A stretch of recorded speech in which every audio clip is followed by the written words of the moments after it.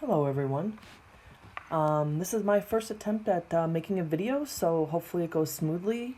Hopefully you're doing well. Please take advantage of my office hours and email me questions. And I'm going to get started here. So today we're going to slow down a little bit and make sure we are really getting the domain and range for quadratic functions, and we're also going to work on writing equations, picking out that vertex and plugging it into the vertex form. So here's just a quick little opening activity. If you were going to match these graphs, what you're doing is you're picking out the vertex. And this vertex here is the opposite of what you think. So this vertex is not going to be negative 4, 5. It's going to be 4, 5. So then I would find one of these graphs that has a vertex at 4, 5, and that would be this one right here. So this would be number 1. Okay, so that's what we're doing. Over here, this one is the opposite of 4, so this is going to be negative 4, 5. So this is kind of what we're doing here, is we're picking out the vertex from vertex form of a quadratic. So now I look at negative 4, 5, and this would be right here if you picked out that vertex. So this would be number 3. Or another way to look at this is you could pick out the vertex first right here, and you could say, oh, that vertex is 4, negative 5. So I'm looking for the opposite in here, because this is subtraction here. So this one is going to have a vertex of 4, negative 5. So then you could pick it out that way as well. And again, this all comes from this vertex form right here that you've been working on with Mr. Oslin. And again, notice that this is a negative in here. So when we put the vertex in, if it's negative, it becomes positive, etc. Okay? This number inside the absolute value, or inside like absolute value, the number inside again shifts it left or right, and the number outside moves it up or down. Inside, it's the opposite of what you think. That negative also means opposite. So keep those things in mind as we move forward. Okay, so when we're doing these problems, and again, you can follow along on the blank slides. I'm not going to do all of the slides, but you can go back and try some on your own. So when we're writing the vertex form of the equation for the graph, again, what we're doing here is we're picking out that vertex, which is the ordered pair 1, negative 3. Then we plop it in here into this vertex form in general, and we put in 1 and then negative 3, and that's how that works, okay? If it's opening down, that's when we have to worry about making sure we put a negative in front. Both of these are opening up, so that is not the case. So again, do we determine the vertex? So we pick it out right here, and then we plop it into the equation like this. So now we can see the 1 went in here and the negative 3 went in here. Again, it's negative right here. So make sure that you are putting in the 1 as minus 1. Over here, though, we're subtracting, and since our vertex is a negative number right here, and we put it in here, now we're going to have to fix the signs. So in other words, if we're subtracting a negative right here, that's going to become a positive. So those are some things that you've been working on, okay?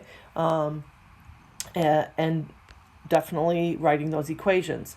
So the other thing we're working on a little bit more is domain and range in this lesson. So remember, the domain is all the x's. Well, your x's keep going here and here. So for quadratics, your domain is always going to be all real numbers. Okay, so hopefully that's just making sense and you're getting that. Okay, the range is a little bit different. The range, we're looking at where is our stopping point. Okay, in both these cases, our values are always above. Okay, so our y values are always going to be greater, okay, or equal to that number. And what that number is that y value right here, or that, well, that's not good, that negative 3 right there. So it's really your y value or your shift there.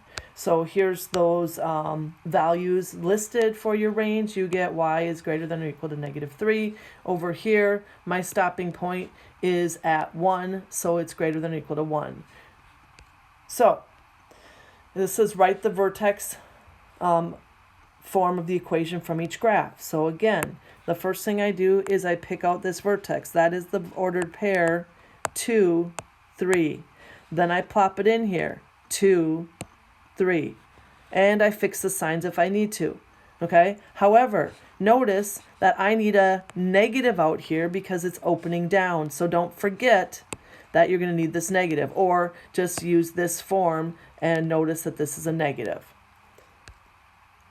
So here is where we picked out the vertex. And again, I'm just sliding through these. We're fixing any signs. And then we work on domain and range. So again, the domain is all the x's. It's always going to be all real numbers. Okay? The range, however, is the y values. Now in this case, our y values are lower than that number. So our y values are going to be less than or equal to that value of y right here, that value of y, or 3. So again, these first two are kind of worked out for you. I'm just going to slide through them pretty quickly so that you can just see. And you can always pause the video or go to the blank lessons, okay? So this is really what we're doing today. I'm not going to do all of these examples in the video, but I'll just pick out one or two. It says state the vertex for each graph and write the equation for each function graphed below. And then again, it gives you these forms for you to just fill it in. And the second one has that negative right there. So that's what you would use for flipping down. This is the only one that flips down. So that's when I would have to use that one. Then I would pick out that vertex, which is the ordered pair 2, -1, and I would plug in the values. So I would have f of x, or I could use y equals there, equals, and then I would have negative since it's flipped over, and then I would have my x minus my x value squared plus or minus, and in this case, it's going to be minus 1. Okay? So, once we do that, we write our domain and range. Our domain is all reals. Our range, however, is our y values, and our y values have this stopping point right here. They never go above that. They're always below, so my y values now are going to be less than or equal to that y value, which is -1. Moving on, okay? Again, these are all worked out for you, so you can go back and look at them and try them on your own, okay? I'm going to come back and I'll do another one here. So again, notice if it's opening up or down, because if it's opening down, you're going to need that negative, okay? Both of these are opening down. So let's go ahead and work through this one over here. I pick out my vertex. My vertex here, sometimes it's kind of hard to see where your grid lines are, okay? Right here. But that vertex is -1, 2, 3, 4, 5. So that is -5. And then I went up 3, so -5, 3. Of course, I could be misinterpreting the XY axis here, but I think that is correct. So now I go ahead and I write the equation, which is going to be f of x, or you could use y equals there. And then I, again, opening down, so I need that negative. And then I'm going to have x minus my x value, which is -5. Of course, with fixing the signs, that's going to turn into plus. And then I'm going to have +3 at the end. So we should always rewrite those. I mean, that's not necessarily wrong, but we should always rewrite it in its simplest form. So that's what this would look like for its equation. Writing's a little messy here. And then my domain is all real numbers always. And then my range is going to be my y values. And again, my y values do not go past this point. So my y values are going to be less than or equal. They're below that. Less than or equal to 3. All right. So that just gives us some review. Again, these problems are all worked out. And this last one goes back to working on graphing in and picking out this information in standard form. Okay, keep working on that, because tomorrow's lesson is going to be graphing in both vertex form and standard form. I'll work this example out in the lesson notes along with some of the other ones and give some other detailed information. But one last thing I want to talk about is just reminding you that one of the things I'd also like you to do is state the transformations. So if you are given this equation right here without the graph, remember you should be able to tell me that because of this negative, that the quadratic is flipped compared to its parent function, and that this number right here, this 5 right here, is making it go left or right. It's the opposite of what you think.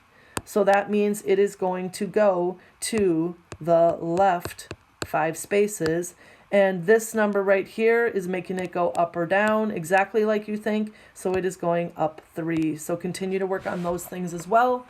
Take advantage of my office hours and have a great day.